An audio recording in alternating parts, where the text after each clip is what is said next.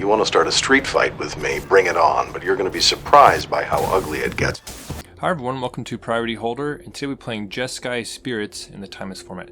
So the idea of this deck is to play sort of an aggro-tempo play style and try and disrupt the opponent on different axes. So the red gives us Eidolon of the Great Revel, which can be a huge problem for a ton of decks, including like the ones that spill out tons of artifacts and stuff like that. We can also use White Orchid Phantom to mess with people's mana bases if they get a little too greedy. Mausoleum Wanderer can keep sort of combo decks off balance with its like Force Spike potential. And Spell Queller is like a heavy hitter that can like interrupt a lot of things, crash in for damage, all of which is being, shielded by Rattlechains and maybe letting us flash stuff in, and Supreme Phantom, which boosts all of our spirits. So let's jump into some games. Alright, so this is a pretty reasonable hand. Would like it even more if we had one of our 1-drops, but any sort of strip mine hand gives you a lot of options to how do you start the game. Alright, Color Surveil to Grixis Interlacer into Mox Opal on the other side. So obviously some kind of artifact strategy. The colorless Surveil / Scry lands are a big clue. This is the question: do we strip mine them, or do we set up one of our 2 mana spells? And I spent a lot of time thinking about this. So this is the rationale. I eventually decide to strip mine them because like maybe they're low on lands. If we pop that land, maybe they can't get their Mox Opal online, and we could really make them hit the brakes, So opponent is not happy with us doing that. That's the whole point, though. All right, so there's an Ancient Tomb. You're gonna see what their follow-up is, and they didn't play anything, so that strip mine probably really helped us right there. So here's the question: do we play a Surveil or one of our like creature-y typo lands? So decide to play a Courtyard just to keep our options open for White Orchid Phantom, but already I'm having suspicions that this is an eggs deck, considering the colorless mana, and then you can see Semblance Amble hit the battlefield right here. So I'll go ahead and link an eggs deck of my own. It's a strategy I've played a number of times, and boy, we wish we had Eidolon in play already with all these cards. So I mean, it would be shredding their life total. Instead, the opponent is going to get to crack Grixis Interlacer and get a couple cards. Now, our White Orchid Phantoms not really doing anything at the moment because the opponent already has a cost reduction of 4 mana for artifacts. So that casts One Rings, that casts Mystic Forges, that casts Aetherflux Reservoirs. The only thing it can't cast is like if they have Paradox Engine, But so it doesn't really matter to blow up their lands.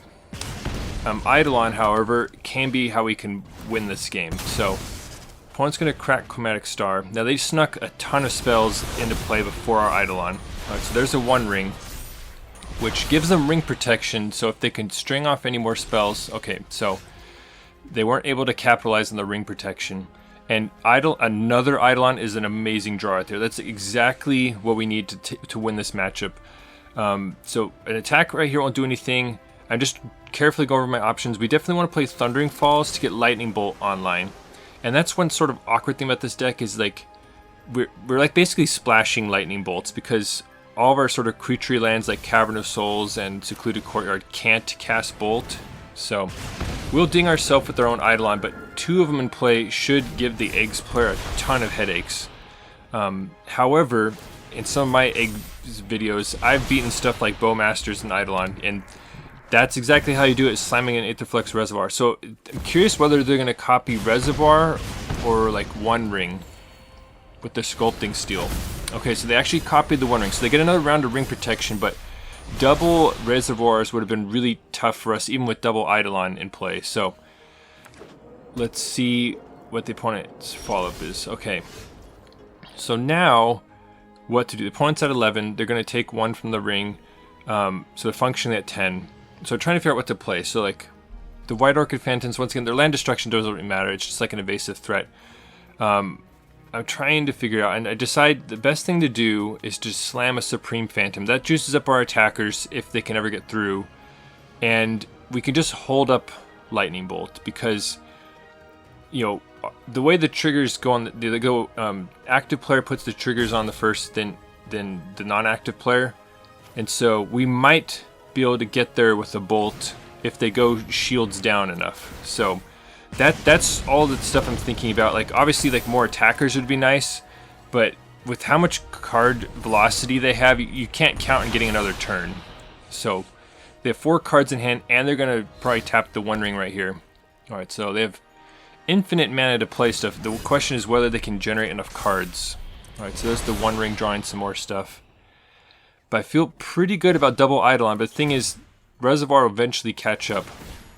Alright, so they play a Mishra's Bauble, take 4 damage, gain 1, so now it's 7. And I'm just crossing my fingers here, I'm like, alright, one more spell, we can get them. And they toss a Mox Opal into play. So, gonna let our Eidolon triggers resolve first. Now, there exist eggs at instant speed, but it's unlikely that they have them. So we're gonna get hammered by our own Eidolon right here. But Lightning Bolt does the job, so we just managed to barely get there against eggs and right into the next game. So that was just an awesome win against, I think, a pretty tough matchup. Like, Eidolon is like the only real way we have to fight against them. So, gonna lead at the tap lane, so we don't have to shock ourselves. Alright, so that's already a big clue. Like, we already are like certain playing against Show and Tell right here, because they're basically the only like common deck that plays the blue-black MDFC. I'm just gonna pass with Rattlechains up, and alright, so the opponent's gonna ponder, and as the opponent ponders, if you enjoy seeing spirits rumble, please distracting Geist the like button. So I'm gonna just holding up Rattlechains, and it'll just be a flash threat. It also made the opponent maybe play scared for like mana drain. For example, Strip Mine is exactly what you need in these combo matchups, just to keep them off their mana. Now they have Chrome Moxes and Ancient Tombs, sometimes they can get there anyway, but this is important. So I'm trying to decide what to take down, and decide to take out their Black Source. That way they can't like Thought Seize away our Spell Queller, that we're like sort of shields down. And at this point decide just to slam a Supreme Phantom. Alright, so the opponent's just going to cycle their Veil of Summer. And we're going to crash in. Maybe could have held up a Rattlechains there, but you know, they're not going to really interact with us. Yeah. Alright, so opponent discards to hand size, loses and attracts us. So that's amazing. And now we happen to draw a land and we can hold up Spell Queller. So, and this is the power of Strip Mine. Like, you can play a threat, Strip Mine a couple lands, and then get there sometimes. So we take down Show and Tell, on to the next game. Mausoleum Wanderer is great. So I think one of the biggest vulnerabilities of this deck right now, and Spirits in general, is that you basically Mausoleum Wanderer is the only good one drop. There's other ones you could play, but I just don't really like them that much. And this, you know, if you can just play some good 1-drops and Strip Mine a few times, then add some 2-drops, like, that could really go a long way. And it's just tough sometimes when you don't have that many good 1-mana plays to just like Strip Mine down your opponent, because then you're also not casting spells, you know. So now, considering the opponent played an MDFC, like, they could be a scam deck, but I don't encounter that many of them these days. It's most likely Spy Belcher, you know. So, and this is where White Orchid Phantom shines. So in order to enable Char Belcher, they have to play no basic lands, you know. So going to White Orchid, and you want to do it pre-combat, so you get the pump on Mausoleum Wanderer before it attacks. So opponent fails to find because they don't have any basics. And we're feeling pretty good because Mausoleum Wanderer can also like force spike a Dark Ritual or something like that. So the opponent's in major trouble. Not to mention we're about to start holding up a Spell Queller. And the opponent doesn't need a lot of resources. Like, if they, you know, pitch cast a Grief and they can sacrifice it, they can go off. So I'm just going to hold up Spell Queller, as tempting as it is to slam a Supreme Phantom. Alright, so opponent fires off a Demonic Tutor. And I think about it for a while, I'm like, you know what, I'm just going to take this. It's going to put more power into play and deny them their setup right here. So it's going to allow us to like increase the clock. And now at this point we slam Supreme Phantom. And that's one advantage of holding back on the Supreme Phantom, because if you get a bunch of other attackers in play, it can give you like a bunch of surprise damage. So with all their sort of painful MDFCs, like, it's unlikely they can get there. And yeah, the opponent packs it in. So on to the next game. Mausoleum Wanderer hand is great. And so I think the deck is stronger with Lightning Bolt, but it makes the mana base so much more difficult because you have to just add fetches and shocks when you can otherwise basically like avoid them. You can just load the deck full of like Cavern of Souls and like Secluded Courtyards and stuff like that. There's a ton of like equivalent cards if you were to go like all creatures, but I think being able to take problematic stuff off the board and like burn people out is important. All right, strip mining our land is unfortunate. And all right, so opponent's just going to pass back to us. Missed the land drop there, which is not ideal. So we basically, it's not quite do or die, but we need one. Okay, that is not great. So that means our shields are down for any sort of instant or sorceries they might cast on this turn. Alright, so there's a Chrome Mox. That is a card I considered for this deck, but it doesn't have like a lot of card flow, and anyway, I didn't think it was quite the right fit. But it is, you know, you should always be thinking about whether you should rock Chrome Mox. Okay, so there's Wary Zone Guard. It's one of the many ways you can strip mine lock someone. And it's an alchemy card that, you know, it has the survivor ability, but it ETB's tapped, so it automatically gets it. So thankfully we have a bolt in hand. Gonna get the red-white source so we can have both White Orchid, Phantom, and Eidolon available, but we miss a land drop right there, which is really tough. The opponent, however, is plenty of lands, which puts them in a much better situation than us. And there's a One Ring right there. So that's basically lights out. You know, like I'm gonna hold on for due diligence because the opponent doesn't have any threats yet, and like a land right there, like maybe could have slammed to Eidolon and made something happen. So I'm just gonna jump ahead. Like I said, I hung on for the bitter end. Like I ended up strip mining them at one point, but you know the opponent has a death right. They have red and 6. Like we're basically toast. We just got mana screwed. So on to the next one. We got the 1-drop plus strip mine hand. And the question is, do you lead with Mausoleum Wanderer or Usher of the Fallen? Now, given that the opponent's on basic forest, you know, we probably could lead with Usher. Like, it depends on, like, what, like, is this an Elves deck? You know, but Elves would have play on turn 1, you know. So, I'm not really sure what it is. Like, it could be like a primetime deck, you know. But I decided to put out Mausoleum Wanderer. It's just, like, the safest thing. Then it becomes abundantly clear that we're facing an Eldrazi deck. So, they play Cavern, and they dump a Chalice of the Void. So, this is a very classy player. I love playing prison decks and chalice decks, so I'm one who's not unafraid to fight them. I'm also, I rejoice when I see prison decks because there's not enough of them around. So I'm going to basic check them right now. Like, but they probably have another one, but I'm gonna White Orchid Phantom down their Cavern because it could be like color fixing their Eldrazi. And as always, if you're going to do something like that, you want to pre-combat it so you can get the pump on Mausoleum Wanderer. So, alright, so opponent also has a strip mine.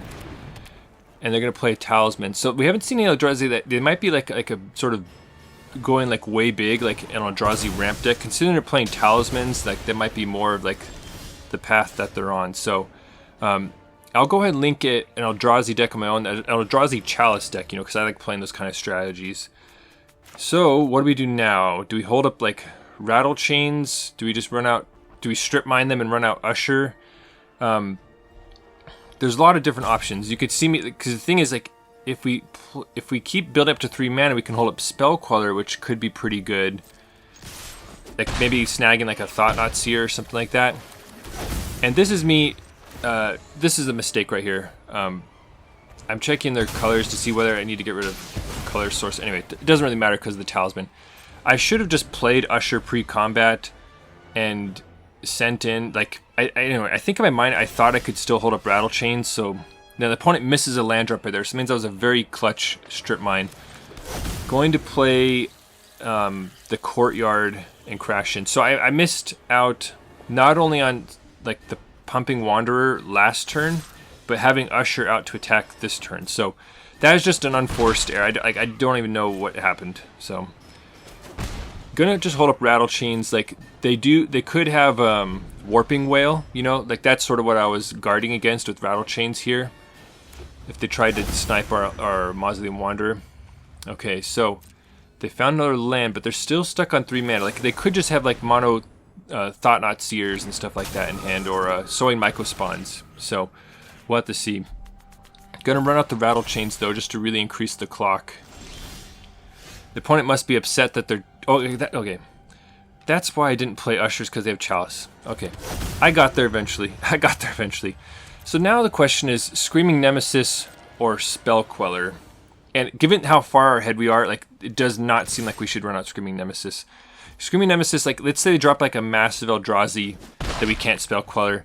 Screaming Nemesis would be an excellent follow-up because even if they block it, it's going to chunk in for a bunch of damage. So Going to hold up Spell Queller, and the opponent is just like, in major trouble right here. And yeah, we were able to mana screw them. So on to the next game. For how many times I play Chalice, I still forget about it sometimes. Like, oh yeah, that's why I wasn't playing 1-drops. So, alright. Blue-green land into Ponder. Most likely Show and Tell. Like, you could technically be like Sultai mid-range or something like that.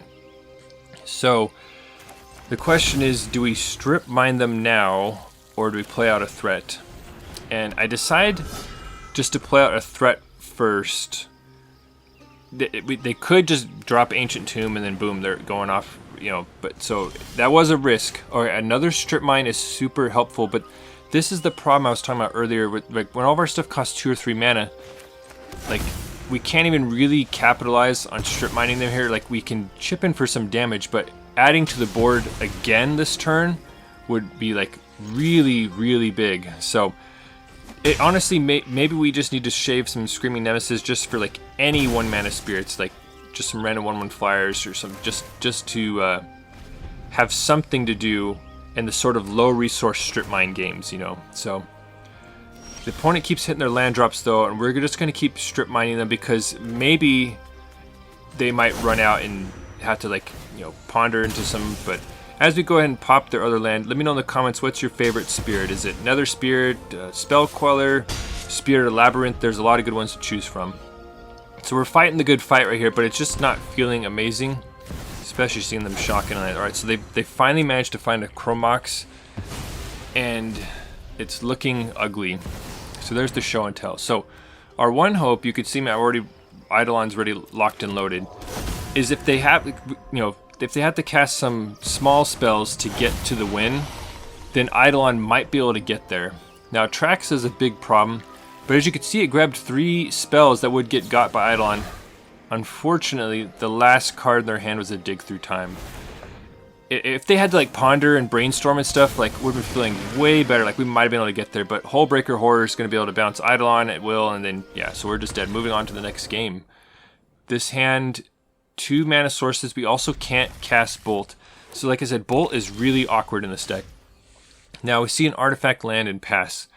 And right away I'm just like, alright, I'm just going to strip mine it because, you know, having that artifact in play might turn on a Mox Opal and like, you know, I'm expecting one of those like artifact decks that really explode out of the gates, you know. But the opponent follows up with an island. So now what do we do? It seems clear to play the fetch land. So when I originally designed this mana base, I made it a flaw. Like I checked, so we have a higher blue spell count than red or white. However, so it's basically the Surveil land I chose it to be blue touching. So I chose the blue-red Surveil. You could see it there.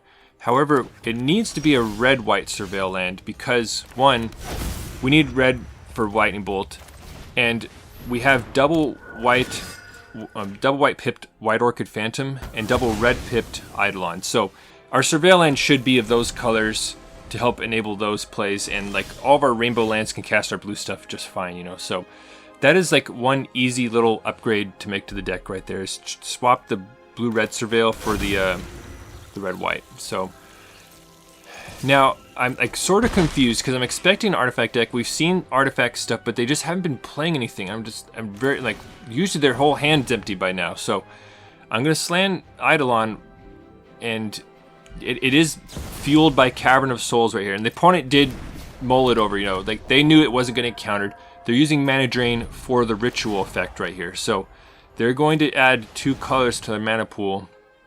I'm very curious to see what they're doing. All right, so there's another artifact land. And there's a Gilded Lotus. So, turns out the opponent is some sort of big mana artifact deck. Not like all lean using like Springleaf Drums and Ornithopters and stuff.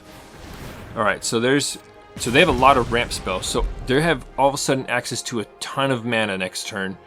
And that makes me pretty nervous because our clock is not great at the moment. And realizing like I'm not going to be pointing Lightning Bolt at any creatures. Like maybe they have an Emery down the line, but you know, it appears that they have bigger things in mind with the cards that they're playing. So now what do we do? There is an argument to not playing the fetch land there because they could be running some sort of stifle effect. And my plan is to play Usher the Fallen and hold up Spell Queller. slash, you know, Rattlechains if necessary. And I'm going to keep Cavern up for when they have more mana in case of, like, to basically push Spell Queller through.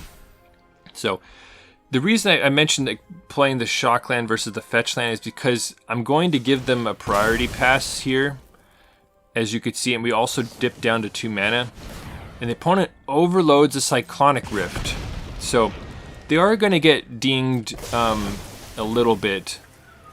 But it actually isn't even that bad for us. I'm going to get the Surveil at this point, you know. So that's the upside of playing the Fetch land. But it did cause like a shields down moment when we could have like really blown out the Cyclonic Rift with the Spell Queller, you know. So we don't really need a Rattlechains. And thankfully we can just flash out Rattlechains to keep the pressure on the opponent. Because they're all the way down to 7 life. And there may be more Cyclonic Rifts in our future. So I have to be careful about overcommitting. So going to crash in. Now, the thing is, Cyclonic Rift does get got by Eidolon of the Great Revel, so going to put it back out there, and like we already seen they have Midnight Clock and stuff like that, so we might be able to just like tax them out of the game thanks to Eidolon. So we have to see if the opponent can deal with our threats on the board. And they have a Mystic Forge, which we're just going to gobble up with Spell Queller. And I don't know if Cavern actually activated that turn. That's something you'd want to be really careful with the auto tapper, so you don't get blown out by like a mana drain off the Gilded Lotus. But we end up getting there against the big artifacts and move on to the next game. So this is another one of those hands that's sort of awkward. Like, sure, we can strip mine them, but you know, we're just sort of delaying the game and hoping that it mana screws them. So you may notice now the opponent had an extremely heavy mulligan, down to 3 cards, and that should have clued me in right there. Like, I don't know, seeing the red-green land, that made me think it was like maybe like a primetime deck, and like the fact that their lands, like the land selection was sort of making me think along those lines. However, it's more likely that they're a combo deck, but I just wasn't quite reading it. And so, had I been reading that effectively, like basically using the heavy mulligan to inform that they're a combo deck, I should have played out Mausoleum Wanderer here, even though it's not mana efficient, because Mausoleum Wanderer could force spike something. And this is where it all goes down here, downhill, because opponent is able to Violent Outburst, which cascades into Tybalt's Trickery, which can then counter the outburst that's still on the stack. And then they have some juicy targets for like Tybalt's Trickery to cascade into, notably Emrakul the Aeon's Torn. So, if we were able to put out Wanderer, we could have delayed it by a turn until we had Spell Queller up, and then it would have just been an easy game, you know. So, was just not really expecting that combo from that color. Sorry, a combo deck in like the red-green space, but now you know to be careful about that. All right, Leyline from the opponent, so it's, you know, going to stop us from like bolting them, or I think even Screaming Nemesising them. So we'll have to see what happens. All right. Don't love this setup right here. So the opponent's going to bolt their land in. They're going to Chrome Mox. Alright, so it's clear that we're facing like, you know, either like a Dredge deck or like Spy Belcher. So the opponent's going to grief us. And like, we could just be dead right here. If the opponent sacrifices the grief, then puts a Char Belcher in play, or puts a Balustrade Spy. However, they're able to Dark Ritual plus Chrome Mox into Balustrade Spy. So the opponent just had the perfect turn 1 kill right there, you know. So that's very unfortunate. If we had Mausoleum Wanderer, we've been able to interrupt it, you know, but at this point we just die to it and move on to the next game. So, you know, you do need to respect all the different combo decks running around Timeless, you know. So the main way to fight against them are Mausoleum Wanderers, Spell Quellers, and Strip Mines, you know. To a lesser extent, Knight of the White Orchid, because not all of them run a ton of basics or mana sources, you know. So those are like the way, and Eidolon can sort of get there sometimes. So now here is one of those lean artifact decks. So we see Ornithopter, Mox Opal, Springling Drum. So the point is just going off. And once again, as good as Eidolon is, like without a way, like I don't know, maybe that's a reason to play Chrome Mox. So this was a misplay. I should have played Eidolon to pump Wander and get an extra point of damage. You know, so that was just straight up misplay. And now I'm like, okay, hopefully they still have some stuff to trigger Eidolon, but of course, they already played all their, you know, 3 mana value or less stuff, and now they're just playing Thought Monitors and not getting got by Eidolon. Now Emery does ding them, so that's something at least. Now they're going to attempt to Galvanic Blast the Eidolon, but they've tapped themselves out of the mana, so I'm actually going to Mausoleum Wanderer to save Eidolon, because it should still be really good despite the opponent having played a ton of stuff, because you know we see it in their graveyard, Esper Sentinels, stuff like that, you know. So now what do? The opponent has like 1,000,000 mana off the Springleaf Drums, Mox Opal. Like, Strip Mine doesn't seem like quite what we want to do. So with that in mind, I all right, I'm just gonna hold up Spell Queller, and hopefully we can snag something. But it's looking pretty grim with all the flyers. Not to mention, Spell Queller can rumble with the Thought Monitors super well. So the opponent is actually going to cast the Frogmite off Emery, which is amazing that this is happening pre-combat. And I decide, you know, I'm going to gobble up the Frogmite and then put like an amazing blocker in front of the Thought Monitors. So waiting to see what the opponent does, and they actually back it in. Well, that was really interesting. I really liked having red to, you know, have access to Eidolon of the Great Revel. You know, Spirits is historically like a blue-white, maybe a Bant deck if you're going for Coco. I really like dipping into red, though, to get Eidolon. Didn't really get to see Screaming Nemesis, though. You can imagine the scenarios where it's pretty good. But also, like, with all the strip mining that happens, like, you sometimes don't really, it's really hard to get to 3 mana, you know. So if we had some better 1-drops, I'd like immediately cut the Screaming Nemesis for stronger 1-drops. Especially if you get some sort of like functional reprints in Mausoleum Wanderer, that would like go a long way. Or some other like 1 mana 2 power flyer, you know, just any sort of way to like ride a creature and just repeated strip mines and stuff like that. But I really like a lot of what the shell has to offer. And like I mentioned before, we are sort of splashing Lightning Bolt, and so it creates like a lot of tension in the mana base, because we have to add fetches and shocks in order to have our other colors. And this, if you were to just skip the Lightning Bolts and go all creatures, you can dump the fetches and shocks and add in like Unclaimed Territories, Ancient Ziggurats, and have like a 5-color like painless mana base, maybe even different to spirits and other colors, you know, go wild with that. You could see some of the options here, like Skyclave is a good one. You know, as far as like 1-drops, even considering like Hateful Eidolon, even if we don't have aura synergies, it's like a 2 toughness lifelinker that can get in there. There's just a bunch of options, just not quite enough at the really low part of the curve that I like really enjoy. You could also try and go over like bigger spirits, like Shiko would be pretty interesting. So there's different directions you can take it, but anyway, I think it's a fun space to play in, and there's definitely some potential here. Thanks for watching the video. I hope you enjoyed it, and if you want to see even more nonsense, please consider subscribing. And if you're already subscribed, thank you for your support. Your engagement with the channel helps me know what the people want. Thank you.